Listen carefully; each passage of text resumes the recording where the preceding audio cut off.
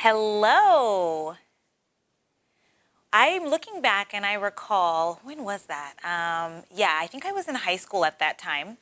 And I had a really good friend of mine, and we both worked at the teacher's home. Now, the teacher and her husband were dentists, so that was really nice. We got to go over to their house, and it was working basically in the yard landscaping every weekend. And so on Wednesday afternoons after school, my friend would meet up with me and we would ask if we're going to go to the teacher's house together. And then we would ask the teacher, basically, we want to work at your house today. And so the teacher would say, yeah, exactly. We're thrilled that you can do that. And so if you could basically go, the maid's there, and I'll call and let her know you're on your way. So me and my friend were super excited, and we drove over to the teacher's house. When we finally got there, it was like located at the top of a mountain. We had to get to the very, very top to get to the house. And so there was a backyard that had a gate. And so once we went in the gate, we knew that we had to go down some steps. And that was our project, basically, to level the steps. And so we decided that we would go to the bathroom first. There was like a glass door that we had to knock on. And we looked inside and we saw that the maid was there. So we tried to call out to her, but the maid all of a sudden hid, and we were wondering, what's going on? Okay. So we both looked at each other, and we were thinking, well, obviously the maid didn't know that we were coming. The teacher didn't call and tell her, so we're going to have to wait outside. So after we went to the bathroom, my friend, I was upstairs, and my friend was at the very, very bottom working. And it was about 15 or 20 minutes later, and my friend was motioning, and I looked, and I'm like, what's going on? And he said, look, look, look. And when I looked up, I saw the police that had a shotgun aimed at us, and they were speaking in the radio, and I was like, oh my goodness. Okay, so basically I walked up the steps, and I went to pull out something from my wallet. I put my hearing aid on, and the police had their gun, and they were like screaming and yelling. And so I was like, oh, I'm deaf. Okay, so I put my hearing aid on, and I tried to motion to him that I was deaf. So when I got face to face with the officer, I saw another officer with his gun running toward me. And then there was a helicopter overhead as well. And in the back of my mind, I'm realizing, oh my goodness, I can understand what's happening. So I was trying to say, my teacher lives here. I work for her, and I'm supposed to do yard work, basically for my teacher. And the maid was outside, and she looked really, really nervous because she realized she had made a mistake by calling the police. So poor thing. But anyways, the police ended up leaving, and we weren't in trouble. So they all took off, and we went back to work. And I was thinking, gosh, I can't believe that just happened. So maybe 2 or 3 hours later, I think by that time it was 5 o'clock, the teacher got to the house. And she came in and was like, hi, boys, how are you guys doing? And so my friend and I went up to the teacher, and we were like, do you know what happened? And the teacher's like, no, what happened? So we had to tell her the whole story. We're like, you didn't know what happened? And she was like, no. So we had to explain everything. We said the maid called the police, and they all came with their guns, and basically we were almost under arrest. So we told her the whole story, and then we left and went home. And the next day, we asked the teacher, what happened with the maid? And she said, oh my goodness, she felt so guilty. She was so embarrassed, but it's okay. We're fine. Everything's good. So, I mean, that was one of the craziest stories. Even today, I still remember. It's always important to always tell people what you're doing, and also to show them my hearing aid that I'm deaf. Because I don't want to just pull something out of my pocket and then, people misunderstand that I'm deaf and I'm trying to do something that's illegal or something. So anyways.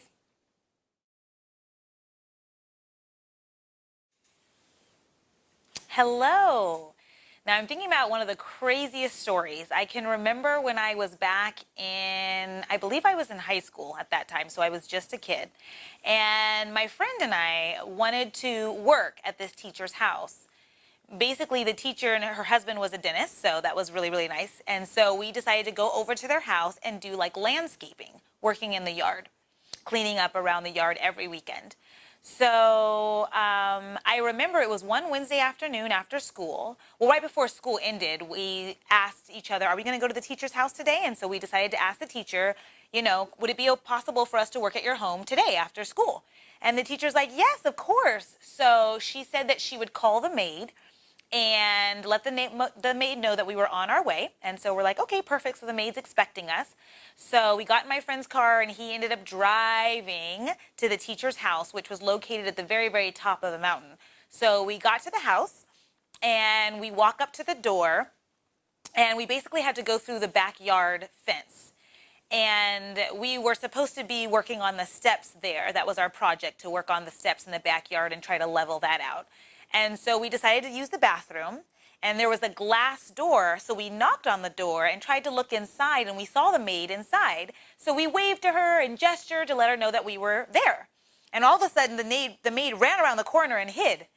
So we realized, oh my goodness, we looked at each other and said, the teacher never called the maid. She didn't even know that we were coming. She wasn't expecting us. So we're gonna have to use the bathroom outside and not inside. So anyways, I was at the very, very top of the yard, and my friend was at the bottom after we'd used the bathroom. And I think it was 15 or 20 minutes later, we're working in the yard. Of course, my friend's downstairs, and he motions to me to look. And so I look up, and I see police with guns pointed at us and speaking, mouthing something. And I realize, oh, okay, well, we're in trouble. So I climb the steps, and I'm reaching in my back pocket for my hearing aid, and I go to put it on, and the police is yelling even louder at me and pointing his gun at me. And I point to my hearing aid, and I'm like, okay, So I'm going up the steps toward the police officer, and when I meet him, I see another police officer running from behind me. And he's coming from behind, and now I look up, and there's a helicopter circling as well. And I realize, oh my goodness, this blew my mind. So I'm trying to explain to them that I work for my teacher. My teacher lives here, and she's asked us to do yard work today. I'm trying to explain that to the officer, and the maid comes outside, and she looks really, really nervous. So I felt bad for her, basically, at that time. But once everything was settled, the police ended up leaving, and we weren't in any trouble. And so they ended up leaving, and we ended up going back to work in the yard. So as I'm working, I'm thinking it was probably 2 hours later. So at this time, it went from 3 o'clock to maybe 5 o'clock in the evening. The teacher finally arrives, and she comes in and says, hello, boys, how are you guys doing?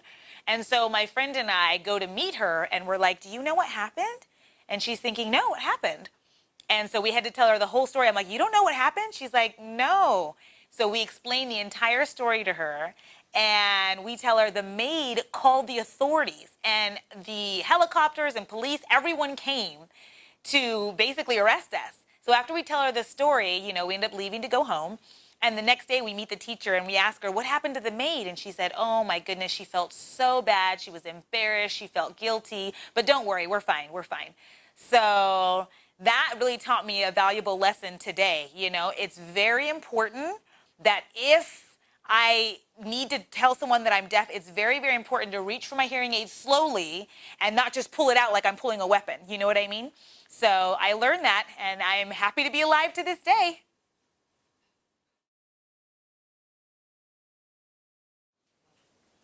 So I'm going to give feedback about the video I just watched. In the first video, I noticed that I said that he went to work on Wednesdays, and I made Wednesdays plural. And that's because I didn't understand the context of how many Wednesdays he was at the teacher's house. I did see him say that he went there every weekend, but I guess the special memory that he's recalling happened on a specific Wednesday when he went after school. So in the second video, I corrected that to say this particular Wednesday instead of every Wednesday. Also in the first video, I was really into the story. There were like guns blazing and police. And so when he made the motion that the police officer held a gun, because of the way he held it, I said shotgun. I don't know if that's the kind of gun that it was, but just because of the length, that's what I said. But now, rewatching it, I think that he may have just been explaining the story and kind of exaggerating a little bit, and so it may not have been a shotgun. I'm wondering if the officers really came with shotguns to the property. So maybe I should have corrected it and just said gun instead of shotgun, because he never spelled shotgun, and that may have been too specific. I also noticed in the first video that the last part, I was struggling with what he was doing in his pocket. Visually, I could understand he was reaching for something, but he kept saying pocket, hearing aid, pocket, slow, hearing aid, pocket, hearing aid. So I had to watch it for several more moments, and so I basically should have given myself more processing time so that the sentence would have come out a little bit smoother. Basically, rewatching it, I can see that he was saying, I was pulling out my hearing aid and I was doing it really, really fast, so the officer didn't know what I was pulling out, and I should have done it more slowly. But by him re-signing it 4 or 5 times, and because of the pace of the story, I kind of botched that a little bit, and I wish I would have taken more processing time for that. Now, rewatching the second video, both times I saw that he said my teacher's husband was a dentist, and I didn't understand how that fit in with the story. But now rewatching it, I realized when he goes, basically they had a lot of money, and so they were at the top of the mountain because they were pretty wealthy, and that's why they had the house there. So in the first and the second video, I didn't mention the money. I saw this, but I didn't understand what classifier that had to do with in the story. Now, rewatching it, I realized that because the teacher's husband was a dentist and he was loaded, that was the classifier for being well off. I also used a better word the second time around. I used the word expecting instead of the maid didn't know we were coming. Basically, she wasn't expecting us. Sounded like a better vocabulary choice.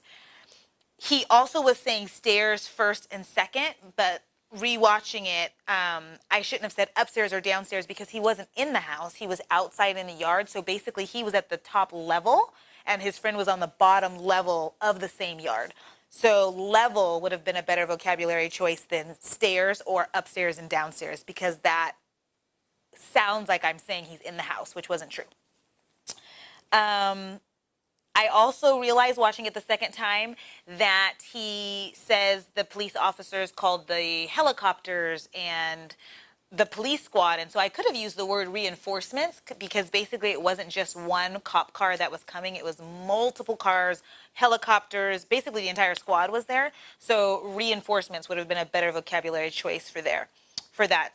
I did like my vocabulary choice at the end when he says he learned valuable lessons. I believe that that was a lot better than what I said the first time around. I think I said, looking back, I realize, but in the second time, I said he learned a valuable lesson, which was, and that kind of fit the genre of the story. So that was a better vocabulary choice. Again, I feel like the second time I'm really, really close in voicing because I already know what's going to happen in the story, and so I have to remind myself to take a little bit slower with my processing time to get the vocabulary just right. The first time I missed some details, but my processing time is always a lot better the first time around because I don't know what to expect, and so I give myself a little leeway to be able to pick the words that I want to choose. So I definitely think the second time was better, but I do need to work on my processing time the second time around. So that's my feedback for take 2.